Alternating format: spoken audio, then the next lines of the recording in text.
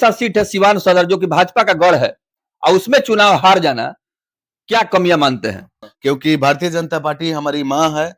शुरू से हमारे पिताजी 47 वर्षों से भारतीय जनता पार्टी जनसंघ से जुड़े हुए हैं और साक्षात तन मन धन से उन्होंने सेवा किया है। आपको याद होगा हमारी हरी कलर की फिएट थी, उस पे कोई झंडा नहीं टांगता था। मेरे पिताजी और जनार्दन तिवारी जी और विघुनाथ जी और कई ऐसे लोग हैं जो लोग सिवान में ओमकार मनसरिया जी, ये लोग भारतीय जनता पार्टी का शान से वोट टांगते थे और कहते थे कि मर जाएंगे मिट जाएंगे लेकिन भारतीय जनता पार्टी का झंडा नहीं हटेगा। तो देखिए बिल्कुल सत्य कहा आपने, भाजपा लगातार हारते जा रही है। कहीं ना कहीं इसमें भाजपा के उच्च पदाधिकारी या मिली-जुली है कि जो लोग मिलजुल के एक बोर्ड तय करते हैं और टिकट किसी को भी दे देते हैं। तो सबसे पहले तो भाजपा को मंथन करना चाहिए, केवल कहने के लिए नहीं है कि भारतीय जनता पार्टी बनियों की पार्टी है। बहुत सारे नेता बोलते हैं भाजपा के वोट लेना है तो बनियों की पार्टी है और टिकट देना है तो दूसरे को थमा दे रहे हैं पीछे रास्ते से। आप तो समझ जाए टिकट कैसे मिल रहा है, कैसे मिल रहा है। लेकिन मुझे विश्वास है इस बार नए पदाधिकारी चेंज हुए हैं। इस समय बाहर की टीम आएगी, सर्वे टीम है। इस बार अच्छे लोगों को टिकट मिलेगी और जो कहते हैं भाजपा बनियों की पार्टी है, वैश्य की पार्टी है, उनके वोट से जीतता है। इस बार अवश्य वैश्य को एक मौका जरूर मिलेगा। उसमें भी 33% महिलाओं का आरक्षण है तो सिवान सीट महिला को मिलना चाहिए। अगर महिला मिल के काम करेगी ना तो हमारा समाज सृष्टि की रचना महिला ही है। और रूपल आनंद आप देखिए, मैं ये नहीं कह रहा रूपल आनंद को दीजिए, लेकिन उस लायक होंगी तो रूपल आनंद को आप टिकट दीजिए। बेबाक से बोलेंगी, पति का भरोसा नहीं रहेंगे, ये तो निश्चिंत रहिए, वो मेरे भरोसा नहीं रहेंगे, वो स्वयं निर्णय लेंगी। आप देखते हैं सामाजिक कार्य जितने 15 सालों से कर रही हैं, स्वयं का निर्णय लेती हैं और बेबाक से जवाब देती हैं, बेबाक से शहर कार्य करती हैं, या प्रशासनिक अधिकारी हो या ब्लड डोनेशन हो या हम रहें या ना रहें, वो चली जाती है हर कार्य करने के लिए। जी। अगला सवाल चलते चलते आपसे, चूंकि अवध बिहारी चौधरी यहाँ वर्तमान में राष्ट्रीय जनता दल से विधायक है और उनके खिलाफ आपकी धर्मपत्नी रूपल आनंद ने एक तरह से मोर्चा खोल दिया है और उनके कमियों को गिना रही हैं। हालांकि राजनीति में ना कोई दोस्त होता है ना दुश्मन होता है, जिसका जो दायित्व है वो निभाता है। तो दोस्ती दुश्मनी की तो कोई बात नहीं है, पक्ष और विपक्ष की बात जरूर है। तो क्या कमियां देख रहे हैं आप सिवान विधानसभा में? देखिए कमी तो बहुत है। आप सिवान में देख लीजिए, आज सिवान से आप थोड़ा सा दूर हट जाइए, गोरखपुर देख लीजिए, आप देवरिया देख लीजिए, कितना विकास हो गया 5 साल के अंदर, कितना विकास हो गया। लोग एक बार बन जा रहे हैं, हम तो कहेंगे हमको भी एक बार बनाइए, दोबारा मौका मत दीजिए। अगर अच्छे कार्य करेंगे तब दोबारा मौका दीजिए। लेकिन यहाँ देख रहे हैं लोग जात पात धर्म भेदभाव ये सब देखते हैं, तो इससे विकास होने वाली नहीं है।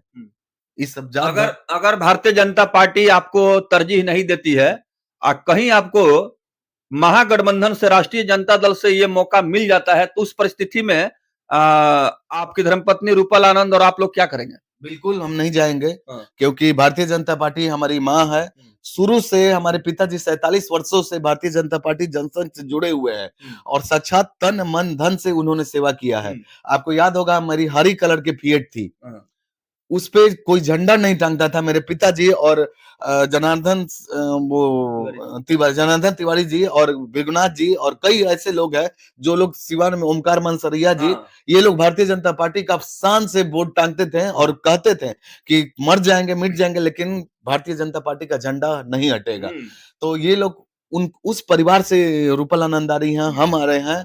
कैसे हम लोग उनको मान सम्मान को करोड़ों रुपए दे देगी दूसरी पार्टी, आइए आप मेरे में, मैं नहीं जाऊंगा, मर जाऊंगा, टिकट मिले या ना मिले, जिसको मिले उसको सपोर्ट कर दूंगा, लेकिन मैं दूसरी पार्टी में नहीं जाऊंगा, ना अपने मैडम को भेजूंगा। तो आप देख रहे हैं जनसंघ का खून आज भी रगों में दौड़ रहा है और जो त्याग, तपस्या, बलिदान रहा है जनसंघ के विचारधारा के मजबूती के लिए, उस पर आज भी रूपल आनंद और विकास कुमार साहू कायम है। अपने सिद्धांतों और स्वाभिमान से किसी प्रकार का समझौता करने वाले नहीं है। भारतीय जनता पार्टी को इन्होंने अपने मां माना है और मां के खिलाफ नहीं जा सकते बिल्कुल बिल्कुल नहीं जा सकते।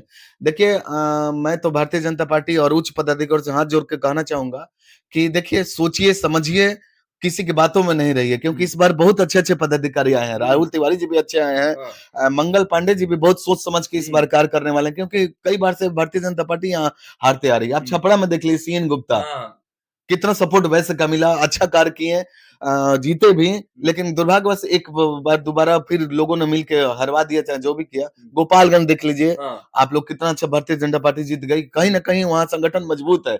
लेकिन यहाँ भी संगठन को मजबूत करना है, सबको देखना है। देखिए कि कौन कार्य कर सकता है, कहाँ रूपल आनंद ने बोला मास्टर प्लान के तहत, वाकई में रूपल आनंद करके दिखाएगी, आप देखिएगा। रूपल आनंद बोल रही हम बोलेंगे नहीं, हमको करके दिखाना नहीं। वादे तो बहुत नेता करते हैं, लेकिन रूपल आनंद जो कहती है वो बिल्कुल करके दिखाती है। और उनका रूपल आनंद का सपना है कि मास्टर प्लान के तहत मिलजुल के सबको मिला के फंड छीन के हम लाएंगे, कि कहां से मास्टर प्लान के तहत हम नाली का व्यवस्था कर दें, थोड़ा सा लाइट मेला निकल रहा है, थोड़ा सा सरस्वती पूजा निकल रहा है, लाइट दिन भर 12 घंटा गायब। कितना समस्या है सिवान में, किसको देखने वाला है। आंधा ढला पे इतना ओवर ब्रिज है, लोग 5 बार 7 बार रह चुके विधायक, लेकिन समस्या अभी तक नहीं हुआ। हम बनवा रहे हैं तो आप बनवा रहे हैं, हम बनवा रहे हैं तो आप बनवा रहे हैं। लोग आप माननीय विधायक जी के पास देख लिए, ढाला इतना जाम हो रहा है, लेकिन कम से कम वहां सोचना चाहिए, उनके जाम का समस्या है, कितना समस्या है, कैसे बताऊं दिल खोल के। चलिए।